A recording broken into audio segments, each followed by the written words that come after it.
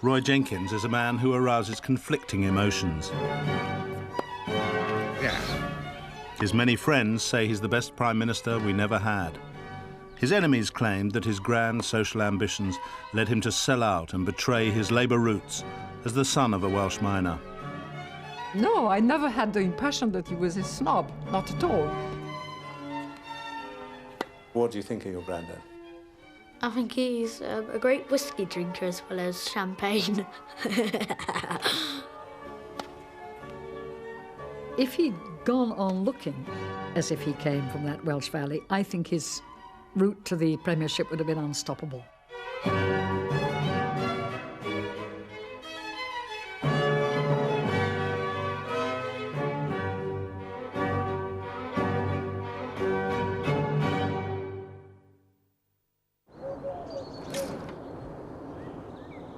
It's 7:35 a.m. precisely. Roy Jenkins sets off on his morning constitutional at his country home near Oxford. A man of great precision, Lord Jenkins has held many of the top political posts. He was a reforming Home Secretary, an austere Chancellor of the Exchequer, and founding father of the SDP. He retains at the age of 75 his lifetime's ideals of liberal internationalism and the determination never to waste a minute of his still crowded life. His early morning walk is centred on his tennis court. I try to walk 45 minutes before breakfast. Exactly 45 minutes. Shorter would be too short, longer would consume too much time. Now I'm going to do a more complicated manoeuvre. We ought to turn round according to a elaborate pattern I've worked out. You're going to turn left, sharp. Let's do it very sharp. I walk, and I walk very vigorously, and I time it all very hard by my watch. And I'm delighted when it's over, and I then feel mildly virtuous and relieved of any need to try to take any further exercise during the day. But the man, fascinated with figures, never quite got the timing right that might have taken him to number 10, though it was the job he most wanted. I don't think I had quite enough ruthless steel in me. Most people who have seized an opportunity to become Prime Minister have had this streak of almost obsessive ruthlessness. And I don't think I quite had that. I think perhaps I had slightly too many other interests. Wanted to be Prime Minister, but I didn't want to be Prime Minister on any terms. I wanted to be Prime Minister rather on my own terms, I think. Earlier this year, Jenkins won a Whitbread Prize for his biography of Gladstone. The Liberal Prime Minister, known as the Grand Old Man, is one of Jenkins' political heroes.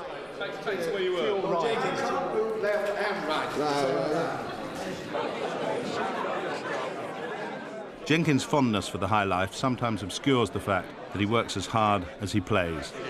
Oh, look, this is all celebratory mood. Isn't this great? The latest of his 18 books was judged good enough to challenge Salman Rushdie and others for the overall Whitbread Prize for the Book of the Year. How do you compare Roy Jenkins with Salman Rushdie? It's not like comparing a red setter with a Pekingese. Jenkins' greatest chance of the Labour premiership came when he was made Chancellor of the Exchequer. The man obsessed with always being in the right place at the right time had just turned 47. He was a favourite of the Tory press, although the students of East Anglia seemed less impressed. May I now introduce Mr. Roy Jenkins to the audience here. Mr. Jenkins has had a very remarkable and varied career. He's been the son of a miner. He went to a Welsh grammar school. He won first-class honours at Balliol College, Oxford. The people in this hall now, most of us, want your explanation of why a Labour government isn't socialist, and we'd like to know what you propose to do about becoming socialist. God, I can't think what I'm going to say to that. Now, it's certainly the case that after 4 years and 2 months of Labour government, we haven't nearly done everything that ought to be done and everything we would like to be done.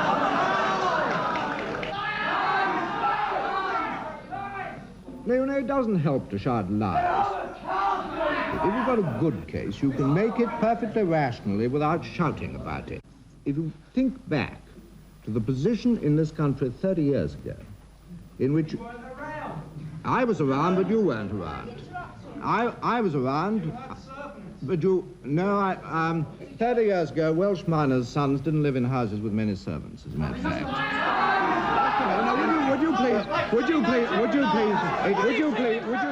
I remember vaguely hoping that they would rush the platform, and I'd have a sort of very light flesh wound, because at least that would bring the proceedings to an end.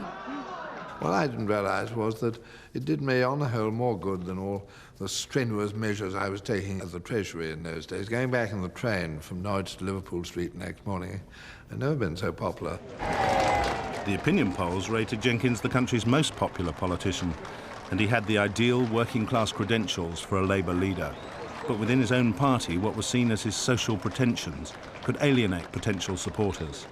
An old colleague was the Labour MP for Pontypool, where Jenkins came from. This virus of snobbery has prevented him from being, as he should have been, the Prime Minister of Britain. It's extraordinary to me, this man is a great parliamentarian, absolutely superb. Take him down from there and ask him to be with ordinary folk. And he's ill at ease. Wonderful at a dinner table, marvellous at high table. But when he's come down to Pontypool later and was with me, I felt I was acting as an interpreter between him and his own people. Roy is in some ways a shy man, and he's partly overcome the shyness by building up this facade and style of a very characteristic style of speaking, of mannerisms, of the way he uses his hands, like a sort of turning bird cage.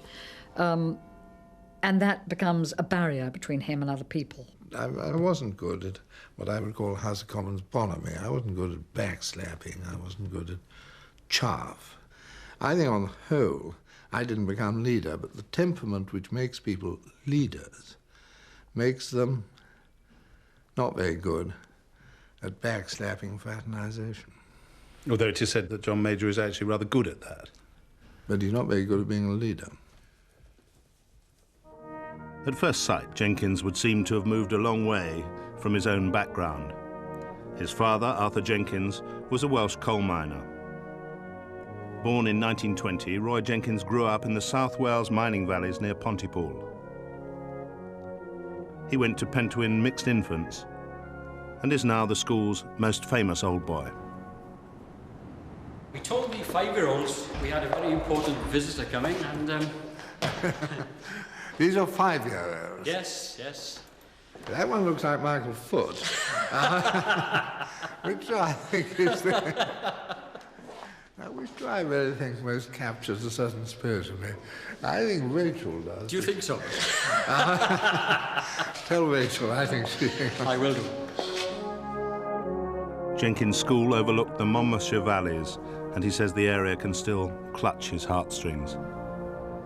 I have a strong feeling for Monmouthshire and a certain feeling for Wales as a whole, but as I don't believe in assuming mantles which aren't there, to say that I was Welsh in the sense that Lloyd George was Welsh, that his whole culture, his whole outlook, his language was Welsh, would be an exaggeration.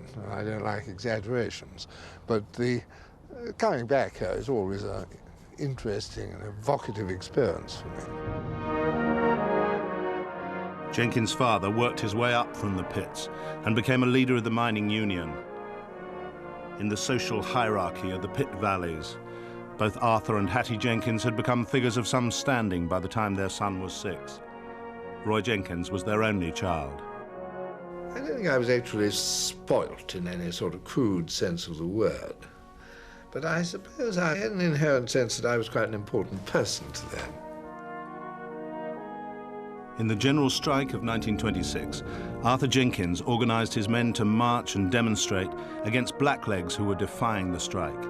He was arrested and charged with inciting a riot. Though he denied the charge, he was found guilty and sentenced to 9 months in prison. The news was kept from the young Roy Jenkins. It did become a bit of a guilty secret. It's certainly not something I've ever been ashamed of, or ever since I fully knew about it, have attempted to conceal. Or in later years, my father would promote it. But neither of us wished to exploit it. It was his mother Hattie who'd concealed the news of the imprisonment from her son, saying her husband had gone abroad to work. There were many in the valleys who felt that her motivation was a sense of social shame. Well, she was a right snob. I think that Roy possibly got his airs and graces from his mother. And you ask anybody in the area, then they'll tell you about his mother. Everybody knows that. She always acted like she was a duchess. She had the royal wave, and if you spoke to her, she would answer with just a little polite smile and nod of her head. She was animated, gracious lady. She was always very well turned out in hats, but most people wore hats in those days. I recognise her type quite often in South Wales ladies of note and quality whom I see from time to time. And you were saying that... But the idea that she was a repellently disdainful or snobbish figure is absolutely nonsense. She was a very popular figure. Duchesses can sometimes be popular. Roy Jenkins claims that his father was a greater influence on him socially than his mother. A local councillor and a magistrate, Arthur Jenkins was elected Labour MP for their hometown of Pontypool in 1935. He went on to work for the Labour leader Clement Attlee as his parliamentary private secretary. Home movies show that as a schoolboy, Roy Jenkins was used to the leaders of the Labour Party, like Herbert Morrison, seen on the left, visiting the family home. And his father's evident enjoyment of the good life was imbibed by the young Roy Jenkins. The family now had a live-in maid, and Arthur Jenkins was the proud owner of a motor car. As a coal miner, he'd studied in Paris and had developed a wider sense of the world than Roy Jenkins' mother. He always had this outward-looking view. He rather liked the, provided they were men of public responsibility and relatively liberal views, he rather liked the country gentry society of East Monmouthshire, the people he'd met on the county council. And we quite often used to go and visit them for lunch or tea. And insofar as people think I've got slightly grand, slightly Whiggish tastes, I think they came more from him than they did from my mother. To his father's delight, Roy Jenkins won a place at Oxford, where half a century later he was to be elected Chancellor, beating his college contemporary Ted Heath. As Chancellor, Jenkins presents an honorary doctorate to his fellow Oxonian, the American President, Bill Clinton. In verum excellentissimum Gulielmum Jefferson Clinton. Jenkins went to Balliol, where one of his tutors nicknamed him Nature's Old Etonian. Balliol is renowned for producing public servants and for instilling a tranquil consciousness of effortless superiority. By now, he'd lost his Welsh accent. I never remember making a particular conscious effort to change my accent in any way. I think I spoke in the way I do now from the age of 18 or 19 onwards, probably. And what about the famous way you pronounce your R's? Oh, well, that's a sort of semi-physical, I mean, doesn't make me deficiency. I mean, I'm not claiming sympathy for it.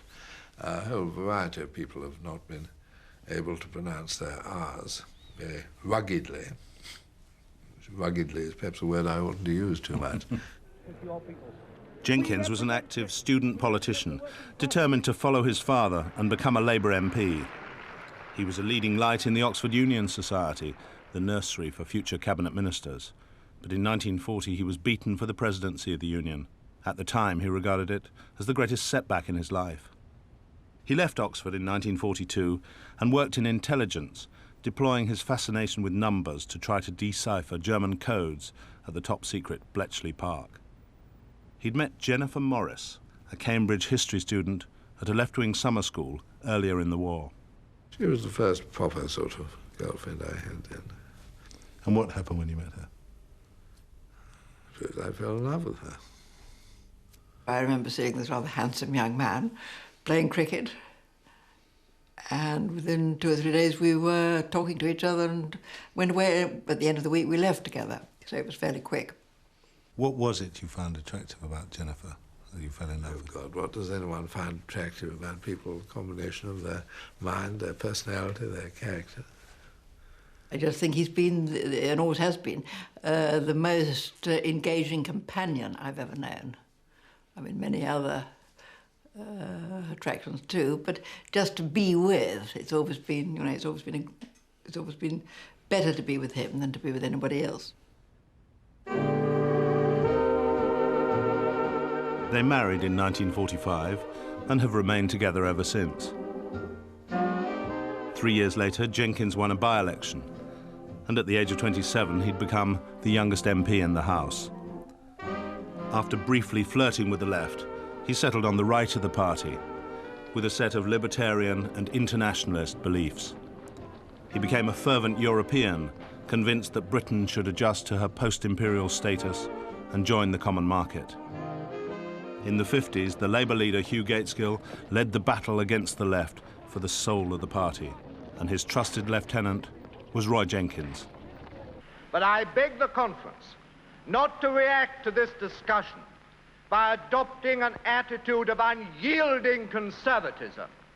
We exist to change society. We aren't likely to be very successful if we are horrified at any suggestion of changing ourselves.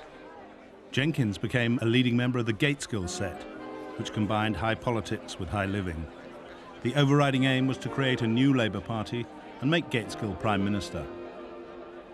Hugh Gaitskell remains the one person in politics I've not merely liked but have loved, who really did have an inspirational effect upon me as a leader. To me, he was an immensely engaging companion. He set more than any politician I've known a great store by friendship. Some would say too much. I mean, either you were a friend of Gaitskell's, in which case you couldn't do much wrong, or you weren't a friend of his, in which case you couldn't do much, if any, right. Jenkins was definitely one of us, so far as Gaitskell was concerned. He and Jennifer now had 3 children, but even though Jenkins sought to help create New Labour, he was no new man. I've been a fairly old-fashioned parent, not in the sense of being a disciplinarian parent, but in the sense of believing, I'm afraid, that a large part of parenthood was the mother's job. And I never spent much time on the domestic chores of parenthood. I mean, I have never seen him change a nappy, but I mean, I wouldn't have indeed have allowed him one, because certainly the pin would have gone straight through the tummy. It would not have been a good result at all. He's very clumsy. He can't peel an apple. Can you unscrew bottles, which I can't? He's most unlikely to be able to knock a nail in or mend a fuse. I don't suppose he'd know what a fuse was or where the fuse box was. At the 1962 Labour conference, Jenkins saw his political hero dancing with the left-wing enemy. Gaitskell was seeking to unite the party on the divisive issue of Europe, and in a nationalistic speech to the party conference, his leader dismayed Jenkins by opposing British entry into the common market. It does mean the end of Britain as an independent nation-state. I make no apology for repeating it, the end of 1,000 years of history. You may say, all right, let it end. But my goodness, it's a decision that needs a little care and thought. I was very miserable during that speech, but I was much more miserable when he died 4 months later. Looks all right there. Looks vigorous. Too vigorous in some of those ideas one didn't like, but he must have been already sickening, I suppose, for that. The death of the man he loved left Jenkins disillusioned and depressed, and he thought seriously about leaving politics altogether and becoming a full-time writer. He'd already produced a number of acclaimed political biographies, and he felt that his writing helped to give a balance to his life. I think politicians need, even if they're going to be good politicians, need other things to fall back on. And I didn't want to be wholly dependent on the smiles of whips or the chances of political advancement or not. I wanted to have some compensating satisfactions in life. Harold Wilson, the man the Gateskiellites loved to hate, won the 1964 election. And to Jenkins' agreeable surprise, he was made aviation minister.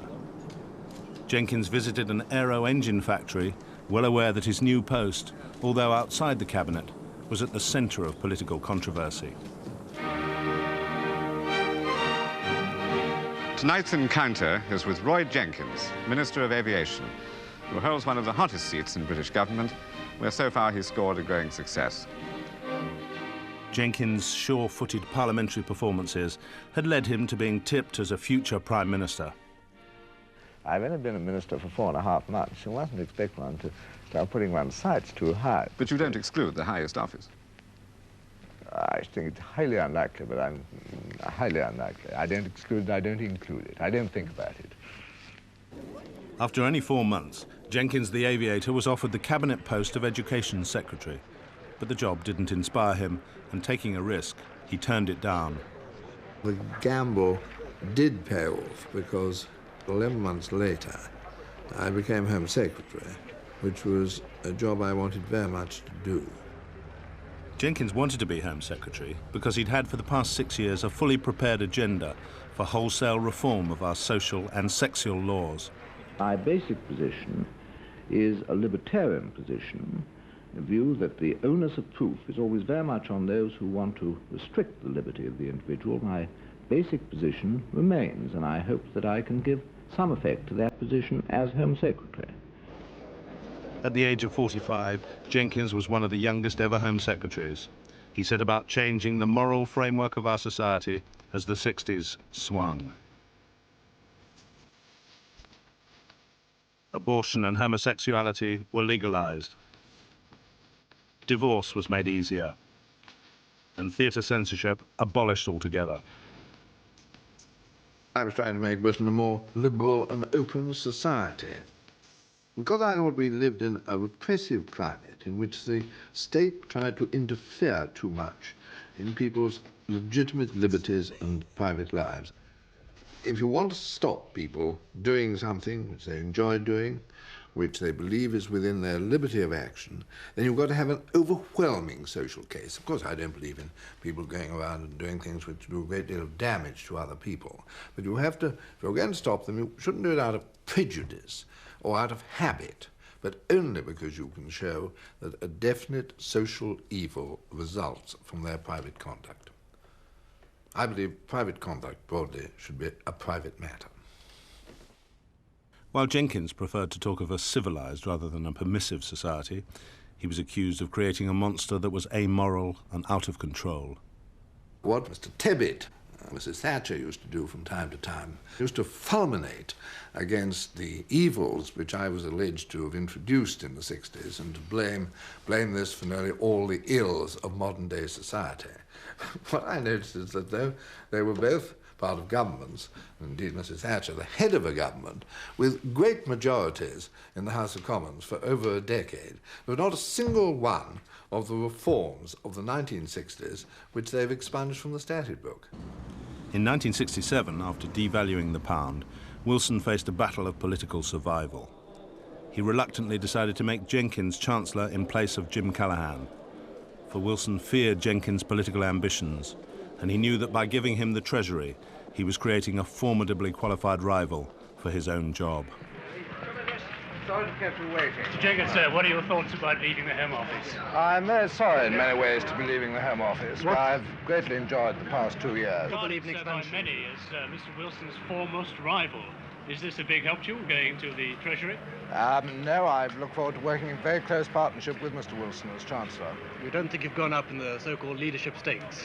I'm not thinking about leadership stakes. I'm thinking about those formidable tasks waiting for me at the Treasury. I think that was a pretty awful interview, if you really want to know.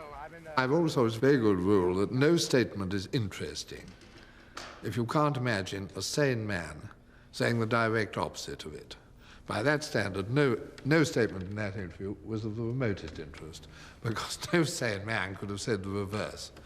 Are you a rival to Mr. Wilson? Yes, of course I am. I'll have him out in no time, instead of I look forward to working in close partnership. Are you keen to be going to the Treasury? No, I'm I'm very frightened about it. I mean, these would have been remarks. They wouldn't all have been true, but I mean, they would have had a certain impact and interest, whereas that was bland complacency. Facing a dismal economic legacy, Jenkins' rigorous austerity measures sparked bitter protests. He was accused of being the best Conservative Chancellor since the war. Socialism! That's what they call it, my God! It is absolutely untrue that Labour taxation measures have been unfair, and I can assure you they've been very different from Tory taxation measures. We live in a mixed economy, and we are going to... And I've never suggested that we're going to be able to live in other than a mixed economy, but I believe that we can civilize this mixed economy and make it a great deal fairer than it has been. But as Jenkins' economic measures start to work, his political stock is rising, just when Wilson's is falling. Although the Chancellor is increasingly talked of as the next Prime Minister, he's coming under the growing suspicion of the Labour left for his personal lifestyle. A home in the country with its own tennis court, as well as a grand London house, children at public school, and a range of high social connections, all fuel the left's distrust. God, I wish I could play tennis like that now. What particularly aroused the resentment of the left was the fact that Jenkins, like his hero Gateskill, liked to surround himself with a group of political devotees. I liked working in politics with people with whom I had close, personal, friendly relations. And I suppose if you have that feeling, maybe you attract a bit of reciprocation. And therefore, I found it easy to work with a group of people who had close affinity to me and with whom I felt a real sort of emotional link. Roy is an impressive figure, very impressive, has a lot of friends and developed them by his social contacts and all the rest of it. I never thought the Labour Party could be run on the basis of dinner parties. I hardly had any, actually. Sandwich occasionally. Jenkins refused to tone down his lifestyle to fit in with left-wing preconceptions. He argued that a love of fine claret and good living should not be the prerogative of Tory politicians. I haven't tasted it. I smelt the corks, that's enough. One of the most bogus things in the world is this view that you taste a sip of wine, you'll know exactly the quality. Nobody does. Bogus. He enjoys a good wine, he enjoys good food, he enjoys somewhat glittery company. What has always stood in the way of Roy's route to the premiership is partly, as I've said, the lack of overweening ambition, but secondly, his style, the things he likes doing, the way he likes to be, don't fit into Labour's image of what their leader ought to be. You're reputed, Mr. Jenkins, to enjoy sophisticated and elegant living. Do you see any conflict, as some people do, between this and being a socialist? I don't lead a particularly extravagant life. I think, I enjoy a lot of things. If by elegant one means does one like things to be attractive rather than unattractive, yes, I do. If by sophisticated one means does one like to know a wide range of people inside and outside politics, yes, I do. But I think this is a good thing for anyone who's in an active position in life today. Jenkins and his wife give lunch parties virtually every weekend. The guest lists feature Oxford academics, old Jenkinsite politicians, and the odd sprinkling of stardust. And Mrs. Thatcher passed out absolutely completely during the speech, but she had her head down in her soup plate, more or less. Whereas Ted, more like a horse, can sleep standing up.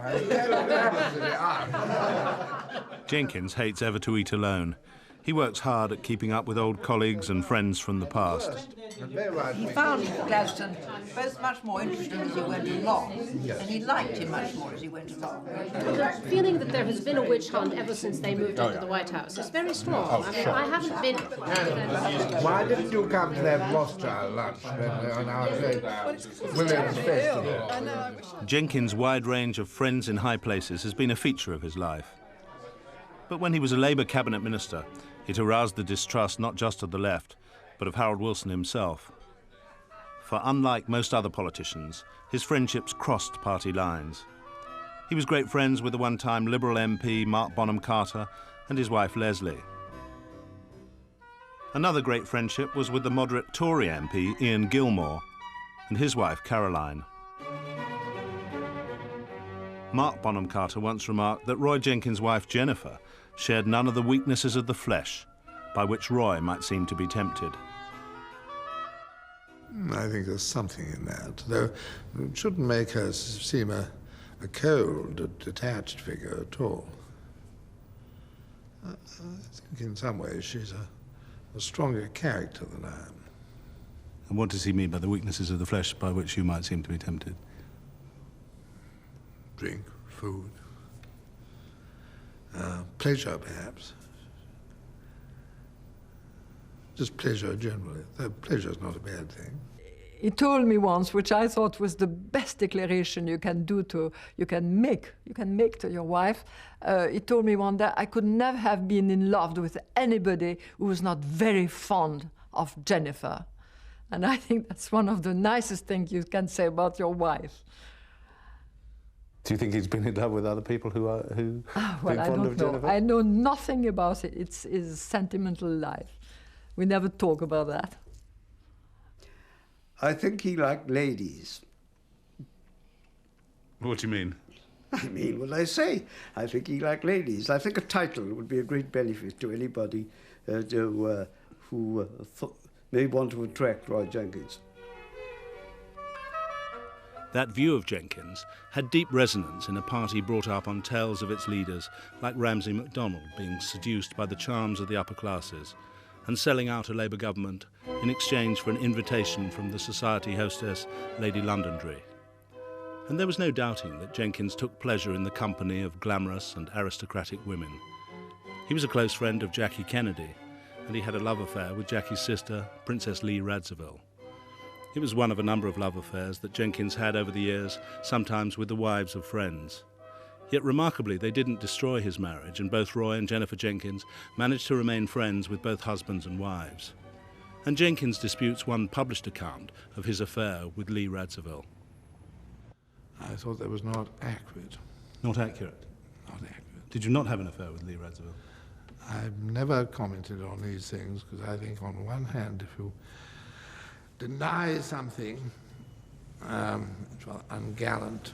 If you confirm something, it's like budget secrets, much better not talked about. But a lot of your friends have talked about the love affairs that you've had. I wondered why you didn't put that in your autobiography. I wouldn't have wished to do so. I mean, were you ever concerned as a politician that they might be found out about? No, I don't think I've done things I'm ashamed of.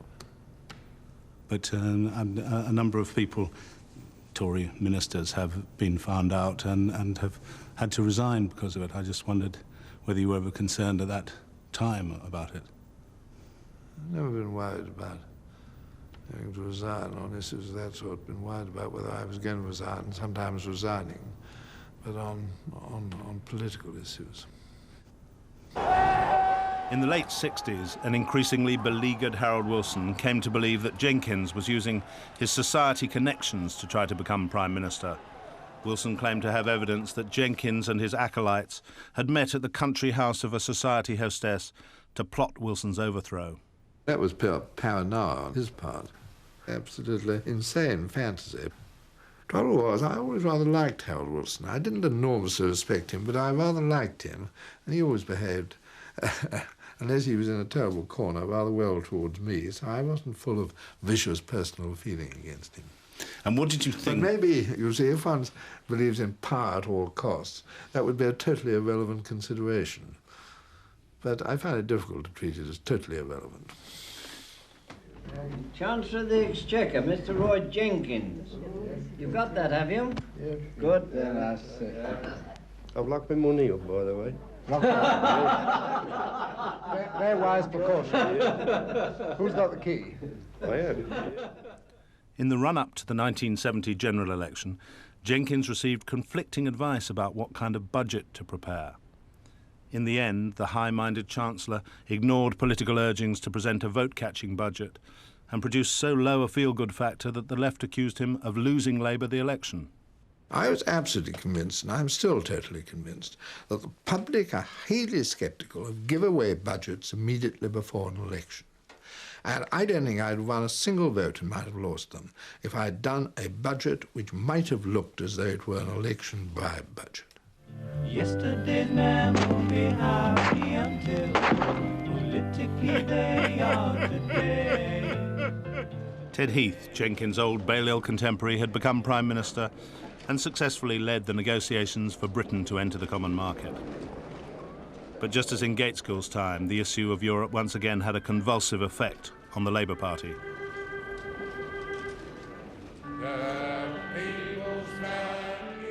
Although Harold Wilson had favoured entry while Prime Minister, now, to hold the party together, he came out against entry on the Tory terms.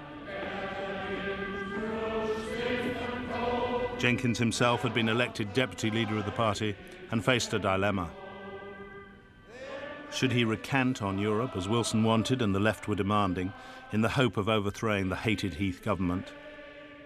Or would he stick to his long-held principles, defy a three-line whip even though he was deputy leader, and vote in the Tory lobbies? I was quite resolved that on what I regard as one of the decisive parliamentary votes of the century, I was not going to be in a position in which people said to me, "What did you do in the great vote, Grandpapa?" And I said I abstained. I was quite determined from the beginning that I was going to vote, and vote in favour of entry. One of the things one has to say about Roy is that consistently his actions are more courageous than the image he gives. He gives the image of somebody who's sophisticated, willing to compromise, understands the way politics work, a little bit weary, a bit cynical. On every occasion when it has come down to a matter of conscience, I've never known Roy flinch from taking that act of conscience. After the great vote, Jenkins and the 68 others who'd sided with the Tories were branded traitors. The activists' argument was that Jenkins was trying to have it both ways. His duty as the elected deputy leader was to follow the party line. If it's laid down, then that's it. Either you accept it or you don't accept it. And if you don't accept it, be honest, Roy Jenkins, and get out. 6 months later, Jenkins did resign as deputy leader. He was growing increasingly disenchanted with Labour Party politics, and he bitterly opposed the left's attempt to reopen the issue of our membership with their call for a referendum. 3 years later, the campaign for a yes vote in the referendum was led by Jenkins, who was back in government. His experience of working with Liberals and moderate Tories offered him a future vision of how the centre might come together, and formed a vivid contrast with life in the Labour Party. Jenkins had become a target for attack by extremists of both left and right. That is the National Front! That is the National Front!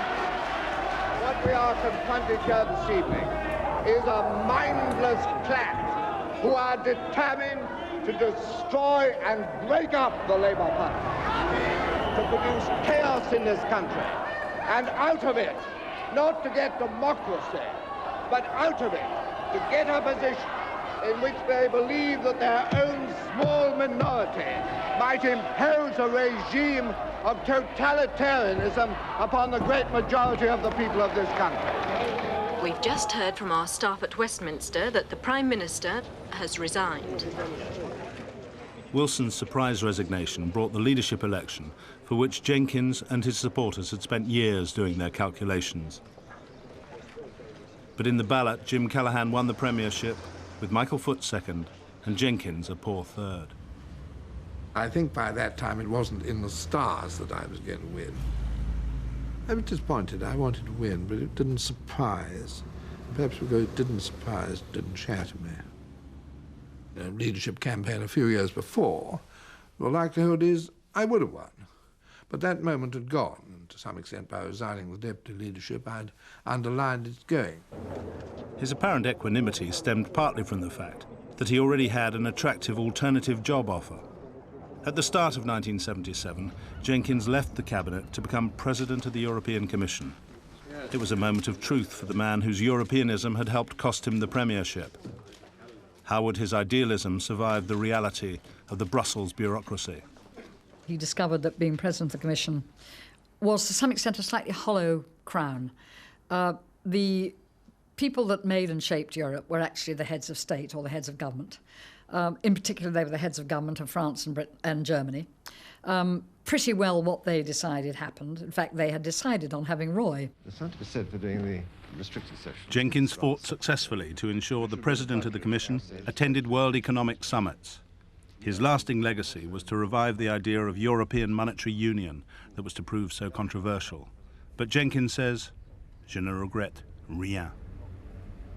I remain proud of having relaunched that idea of monetary union in 1977, and having produced, at any rate, a great deal more currency stability for all the member states of the European community, except, alas, for my own member state.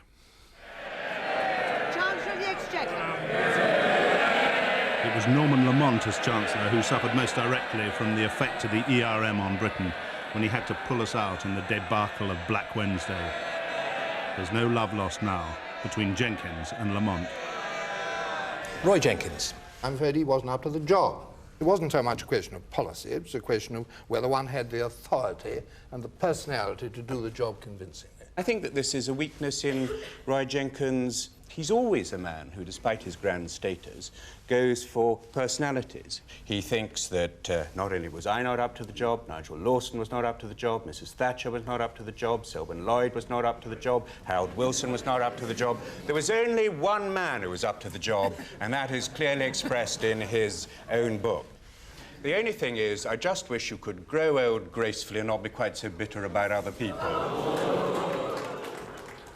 I think Lamont handled that better than I remembered his handling it. I think he landed a few shells. I mean, I don't think it was actually true. My view that I'm perfect and nobody else is any good. With Mrs. Thatcher now in power and Jenkins still at the Commission, his sense of time passing was becoming acute. He was nearly 60 and decided he had to act if he were ever to achieve his dream of breaking the mould of two-party politics. I had been out of British politics for 5 years and was thought to have lived a fairly sybaritic life during this period. I'd been feeling for a little time that if I had sufficient guts, I ought to have a go at a centre party, because it was really centrist politics which I'd come to believe in. I thought that the Labour Party had got itself into an appalling mess. I didn't least like Thatcherite conservatism, and I thought there ought to be a third route. So Shirley Williams and Dr. David Owen, along with Roy Jenkins and Bill Rogers, formed the Gang of Four. They set off together in close harmony to create a brand new social democratic party. The next day he came a liberal activist, worked for them hard and loyally, and he sang as he went and canvassed the electorate, who'll come a losing deposits with me.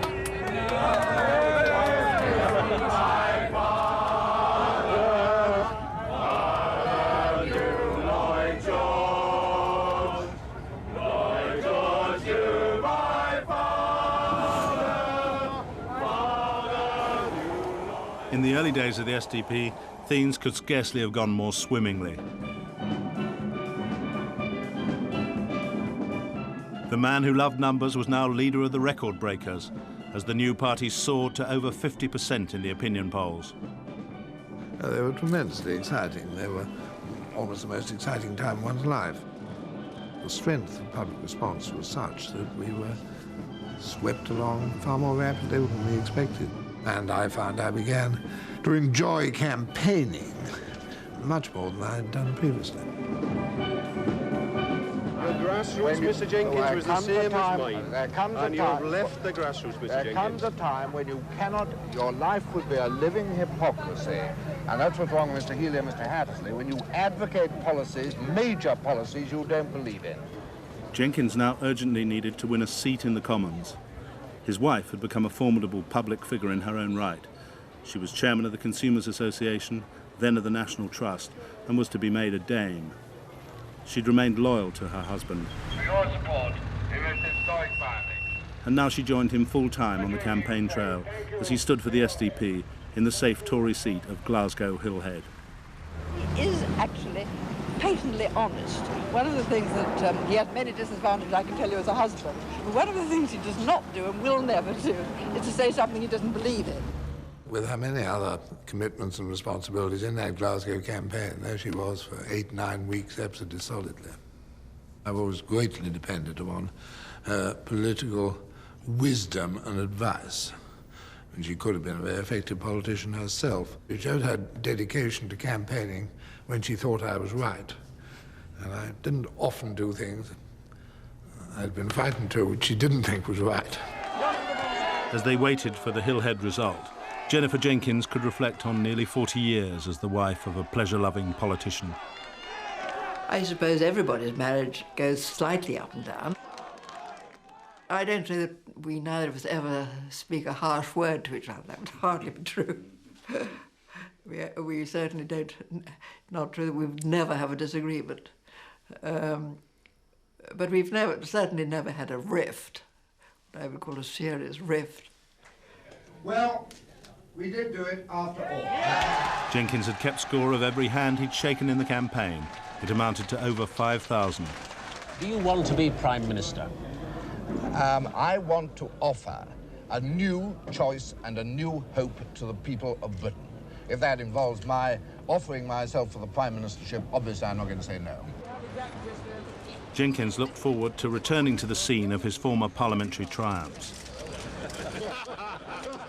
But he was to discover from the moment he went in to claim his seat that in the Thatcherite 80s, the Commons had become a much rougher and tougher place. He came in and stood opposite me as I was sat in the corner seat, and he seemed to be there for a while. So I said, "What's up with you, bud?" He said, "Well, it's traditional for leaders of parties to occupy the corner seats. You bear in mind that David Steele was in the corner seat just above me." I says, "Well, I always thought it was traditional for you, when you came to Parliament, to get your hands on that dispatch box." I said, "You'd not been in the place 5 minutes before you were rubbing its edges. And now you want to sit with the rebels? Take your hook." I hated the Commons then.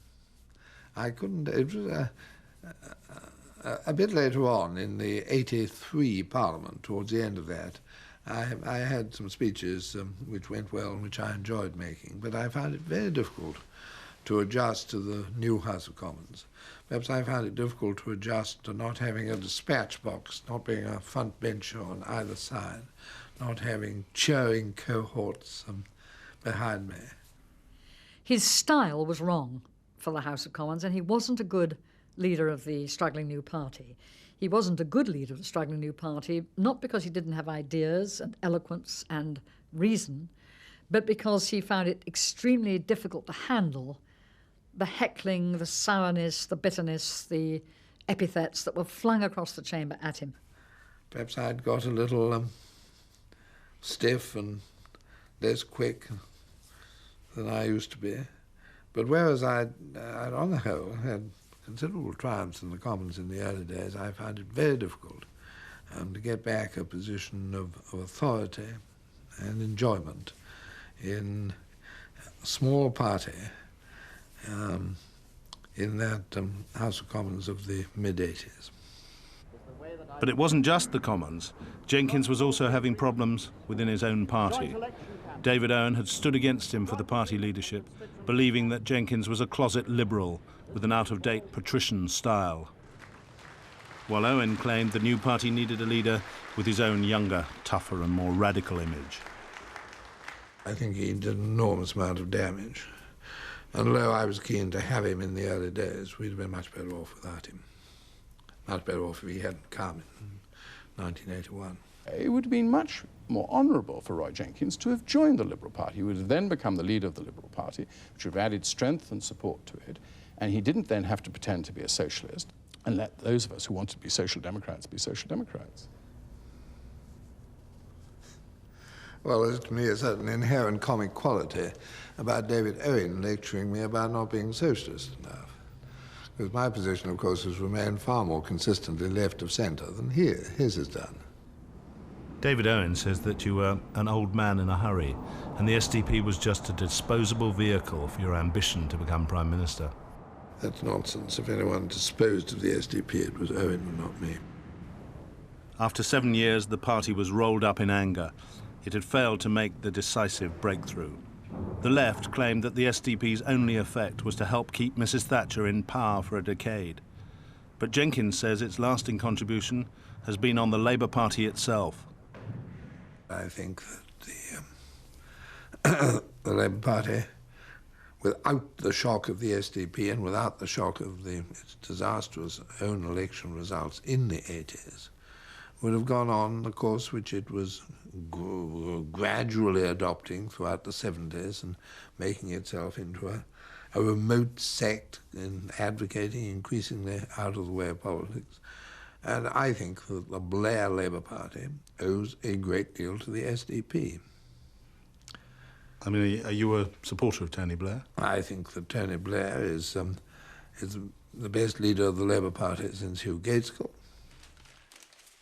Roy Jenkins has become something of a mentor to Tony Blair and is now a behind-the-scenes influence on New Labour, which is quite short of old statesmen. That's in great interest. The Jenkins have had Blair come discreetly for a family lunch at their country home. But Fergus Jenkins was less impressed than his grandfather by Tony Blair. I thought it was rather rude of him not just to talk to one specific person, my granddad.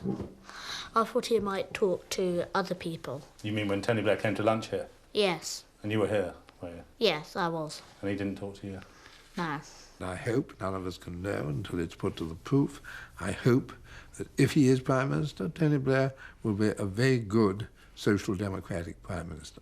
But if you believe that about Tony Blair, why don't you give him the boost of rejoining the Labour Party? Because apart from anything else, it would be ridiculous to change parties again, because I have a strong commitment to Paddy Ashdown. Roy Jenkins' son, Edward, says that on the croquet lawn, his father shows the killer instinct that was less obviously on display in his political career. Great object to keep your own two balls together and separate the other two balls. At the age of 75, Roy Jenkins could still become the eminence grise of a new Labour government, though that's not, of course, the same as holding the top job oneself. Oh yes, I would have liked to have been Prime Minister, and there were times when I wanted very much to be Prime Minister, and thought quite a bit about whether I would or would not become Prime Minister. But my life is not remotely crushed by not having been Prime Minister. And indeed, looking round, I think I'm rather happier and have a rather more agreeable life in my 70s than most of those who have been Prime Minister.